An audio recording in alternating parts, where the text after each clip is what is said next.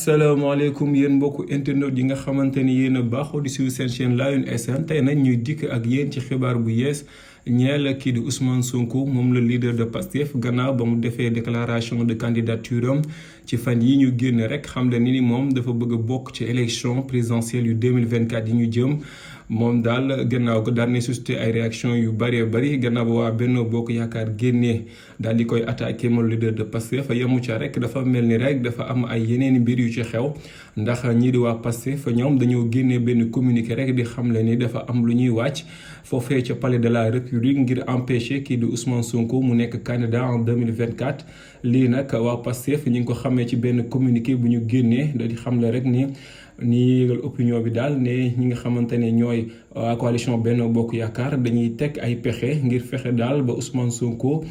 du bokk ci élection 2024 yi waaye dañ ko bëgg a jaarle ci wàllum justice ba moom Ousmane Sonko du tala nekk candidat waxuma la ak nag bay nekk président de la République en 2024. ci communiqué bi nag ñoom waa Pastef ñu ngi ciy ñaawle yii lay jéego ak yi pexe nga xamante ne ñu ngi koy jéem a teg ngir nasaxal candidature kii di Ousmane Sonko mi nga xamante ne